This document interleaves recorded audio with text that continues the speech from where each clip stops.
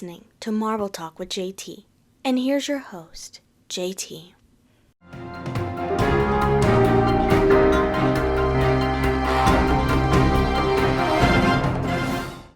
Welcome back to Marvel Talk with JT. I am your host, JT, and we are back with the Daredevil Born Again recaps. And this episode, we're going to be talking about episodes 5 and 6 from Daredevil Born Again. Episode 5 being titled With Interest, and episode 6 being titled Excessive Force. Now, y'all know how this podcast is formatted. We're going to talk about my thoughts and opinions on these episodes first, and then get into spoilers next, and then we'll hear what the people had to say.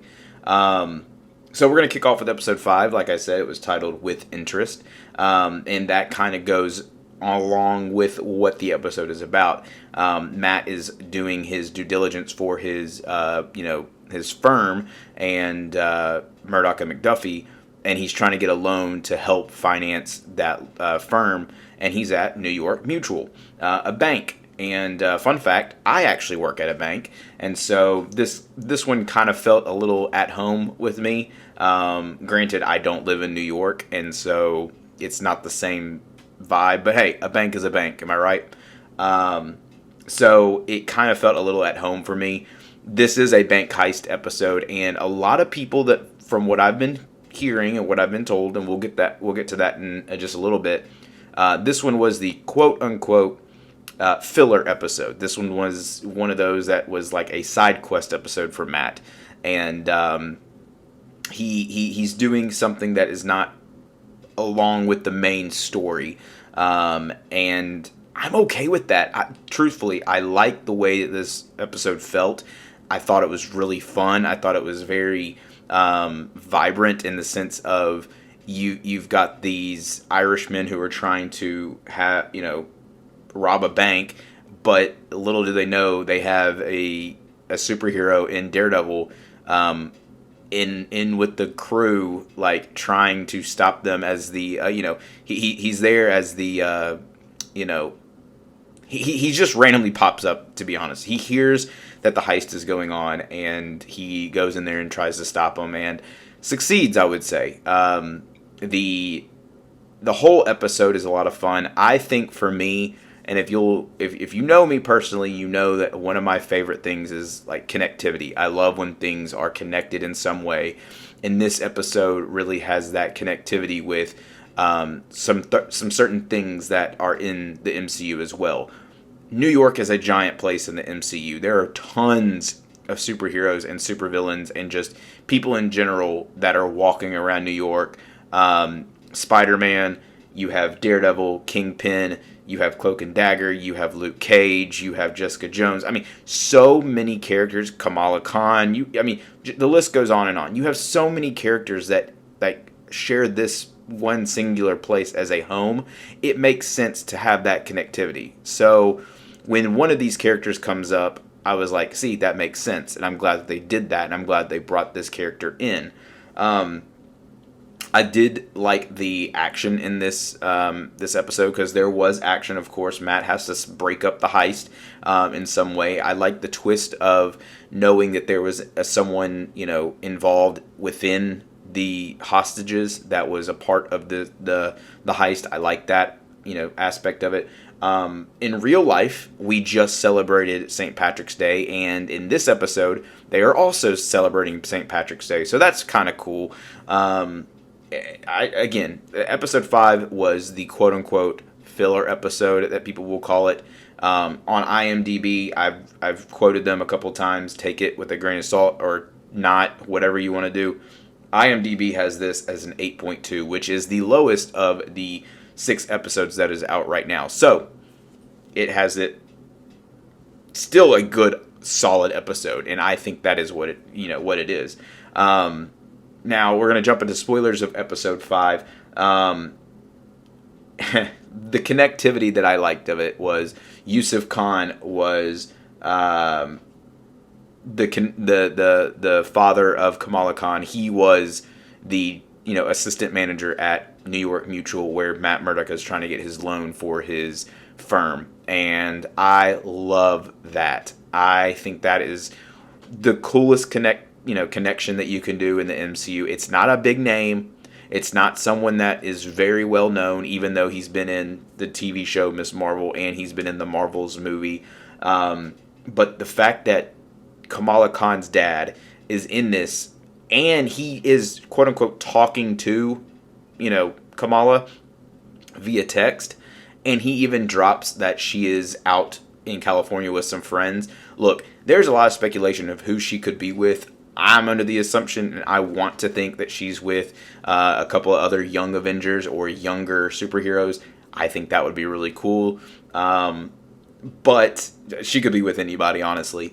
But I think it's really cool that he is a kind of mainstay of this episode. The people, the Irishmen who are, trying to rob the bank, they use him to get into the vault. And they're not really looking for money. They're looking for safety deposit boxes. And inside one of the safety deposit boxes is a orange gem that I think they said in the episode could be roughly around $3 million. And hey, I'm going to take them at that value. I don't know how much it's worth. I'm not a gemstone kind of guy. I don't know. But it looks like the Soul Stone, if I'm being honest. So that was pretty funny. But when you get into the meat and potatoes of this episode, when Matt is part of the hostages, he says, "Hey, I need to go to the bathroom." Takes one of the robbers and just beats him. But he's doing it so silently where no one can hear him. So like he's not using a lot of the gun doesn't go off. He's muffling the attacker, and he's doing all these things where he's like choking him out. He's got like a scarf around around the guy's mouth so the guy's not screaming. Very smart. And there's one part in the episode where he's beating up the robber, and the gun is about to fall, and he has to fight his way down to grab the gun before it hits the ground. It's so awesome. And along with that action, the music stops. Like, there's no background noise. There's no nothing. You can hear the muffling of the robber. You can hear the grunts. You can hear the punches, the kicks. Like, it's just really cool to see that. Obviously, Matt and Yusuf come out on top, and they kind of hear that the police are on their way, and the police come get the robbers and the Irishmen and take them away. But one of them does slip away, and Matt does go after and chases after him, I should say. And this part is probably the most brutal of the episode. He fights him in this alleyway. He breaks a glass, like a beer bottle, on the guy's face. He smashes his face on the beer bottle, and then the guy has glass in his eyes. He's backing up. Matt then jumps from one of the rungs and just impales his leg like at the knee, and it bends the way that a knee is not supposed to bend. It's incredible. Matt walks away stealthily, pickpocketing the inside person for the heist, and returns it to the bank, and all is well. Unfortunately, he did not get approved by the loan, which, hey, Yusuf, what are you doing, my guy? Approve this guy. Approve Daredevil. Come on. I would have. No, I'm just kidding. He walks away, but the one thing I do want to bring back is that connectivity. Yusuf is talking about Kamala Khan. He has a Funko Pop of Kamala Khan, which is so meta of this episode to have a Funko Pop in the MCU. For Yusuf to talk about his daughter and talk about Kamala Khan being Miss Marvel. He name drops Miss Marvel. It's just, he's a proud dad, and I love to see that. And the episode ends on a nice note with Matt saying, "Hey, let's do dinner sometime with your entire family." So Matt is going to meet Miss Marvel. I want to see that. I want to see how that plays out. Maybe they can get shawarma or something. I don't know. But that was episode 5. To me, I think it was definitely probably like a 7.5 out of 10. Again, I liked it all. It just didn't go with the main story, but I'm okay with that. It's still a solid episode. Next up, we're going to talk about episode 6, Excessive Force. This one on IMDb is a 9 out of 10, which is the highest of the entire run so far. Of the 6 episodes, it is the highest. All right, we're getting into it. In episode 4, or I'm sorry, in episode 5, I should say, we were introduced, or at some point during this series, we have been introduced to um, a a serial killer that is wearing a white mask with red eyes dripping, like looks like bloody eyes, almost like the eyes were torn out. And that guy's name, that serial killer's name is Muse, and Muse is a serial killer, but also an artist. This artist likes to use his victims' blood as spray paint, and he paints murals all across New York depicting different things. He's really taking shots at Kingpin. He's painting the Punisher logo everywhere. He's really kind of putting his name out there, saying, "Hey, y'all got to watch out for these people." This episode honestly was a lot of fun. It had me like talking to myself throughout the episode, and those to me are the episodes that I really enjoy. I really enjoy seeing and listening to what's going on, and then me doing commentating afterwards. It's kind of fun, but whatever. This episode is brutal. I mean, it is really brutal. It is really dark towards the end of the episode, really the entire episode, because I've talked about it in my last Daredevil breakdown episode when we talked about episode 4, but there's an itch that is being scratched or needing to be scratched from both Matt Murdock and Wilson Fisk, and that is their violent side. It's starting to slowly creep up into their lives and back into their lives, I should say. And you really see this come to fruition in this episode. Really at the end of episode 4, you see it start to trickle in a little bit. But episode 6 is really where it comes truly into fruition. Wilson is trying his best to portray that mayor. He is trying his hardest to be the mayor of New York, but he's also trying his hardest to be the Kingpin. I mean, he has that mantra. People know him as the Kingpin, and so he's living life very dangerously. I heard it best on the official Marvel podcast that I listened to, and one of the directors said that Wilson is like a caged animal, and he's trying his hardest to reel in that animosity and reel in that anger, but you can't keep something like that trapped up forever. And in this episode, towards the end, he really lets loose, and it's a brutal episode when it gets down to it. We do get some interesting dialogue from Angela de Toro. I did say earlier in a previous episode, I called her Angela Ayala because it was Hector's niece. It is Angela de la Toro, and so I apologize for that. But we do get an interesting conversation between Matt and Angela in this episode, which really kind of perks my interest in a future storyline down the road. But yeah, this episode is really fun, very brutal, very dark, and I think those episodes do really well with this kind of setting. But we're going to go ahead and break down the spoilers, so if you have not seen the episode, yeah, you know what to do. But episode 6, like I said, it's brutal because we get to see an awesome fight between Daredevil. I'm not talking Matt Murdock. I'm talking Daredevil in his suit versus Muse down in Muse's lair, because Muse has captured Angela. Angela is trying her best to do what her uncle was doing and trying to, walk in his steps. She mentions in this dialogue that I talked about earlier, or just a few minutes ago, Angela wants... She's really trying to tell Matt, hey, my uncle was onto something. He wants to do good. He's got to take down these people. And she's trying to take those steps. She doesn't have the amulet yet, the White Tiger amulet, but I think she will. She doesn't have any power. She's just a regular old human being like you and I.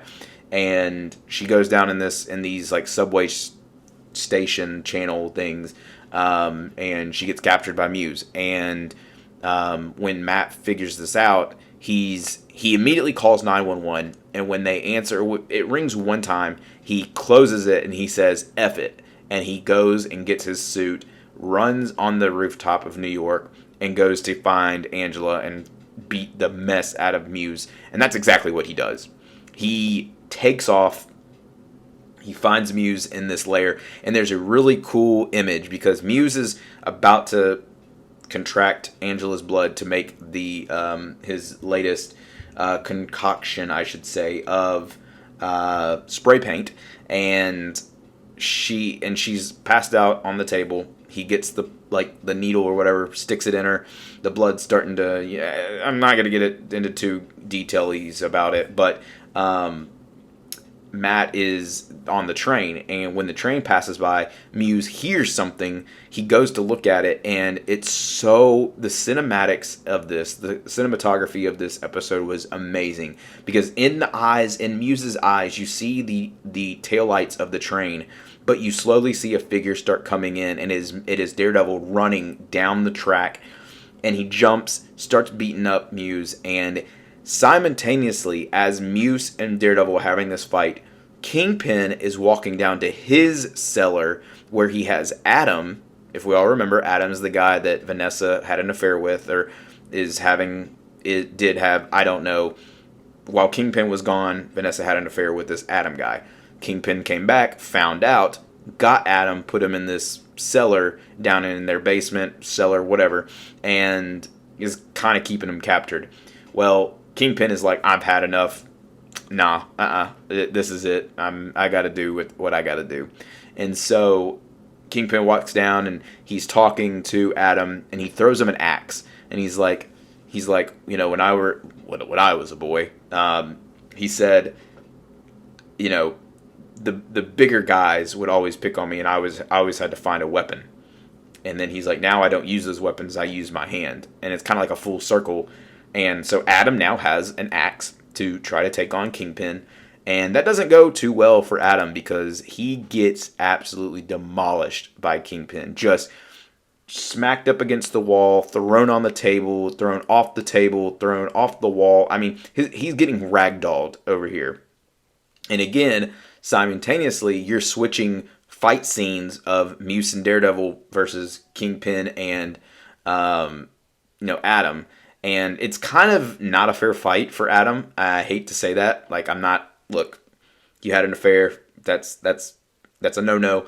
But it's interesting because Adam is not anywhere near what Muse is. Hey, look, shout out to Muse. I don't know what he's been doing. I don't know what kind of training he's been doing, but he is a fighter. And yeah, there was also another cool camera shot where Muse is on the ground and his head is up, kind of looked like he was laying on the ground. And the camera spins when he gets up off the ground. It's really cool to see. I love that. But yeah, this episode was brutal. Both Adam is most likely dead. Kingpin has finally gotten that rage out, and he is 100% back to Kingpin status. Now, Daredevil, on the other hand, he has a couple of moments where he's choking Muse, and he could easily just kill him, but he goes to save Angela, which causes Muse to break loose and get away. So Muse is still out there. He's still roaming around. And by the way, I forgot to mention this. They mentioned when they found out how many, what the murals are being painted with, and they just nonchalantly dropped that, he's killed 60 people. 60 people? Dude, this man is going nuts in New York, and nobody has stopped him. Nobody has seen him. Nothing. Another interesting part of this episode before we move on to hear what the people had to say, Wilson is trying to stop all vigilantes, and he is setting up a task force to take down all vigilantes. And he isn't even categorizing Muse as a vigilante, which is not, he's not a vigilante. He's a straight up serial killer. He's a bad dude. But he has a mask, and masks are viewed as, some may view it as a good, some may view it as bad. You never know. But he's setting up this task force with all the crooked cops. under his watch. No video cameras, no body cams, they've got to use full force to go get these guys. And I'm super excited to see where this ends up, because when Punisher hears about this, he's not going to like it. He is not going to like it. There's also a very fun, I guess, cameo, one could say, in this episode. And I'm going to try to find a fun little cameo from actor Tony Dalton, who plays Jack Duquesne, swordsman. He's in here. Him and Kingpin had a fun interaction in Hawkeye. You can watch that entire series on Disney Plus. So that was fun to see them back together.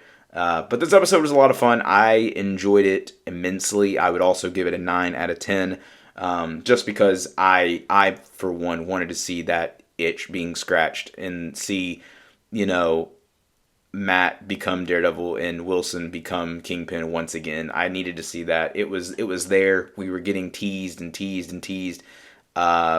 episode 1, really, and we finally got it in this episode. So now we are in full force going to the finale, and I will say that episode 7 releases on April 1st, episode 8 on April 8th, and episode 9, the finale, on April 15th. So we got 3 episodes left, everyone. So be ready, because they are going to be coming in hot and heavy. So what do the people think of these episodes?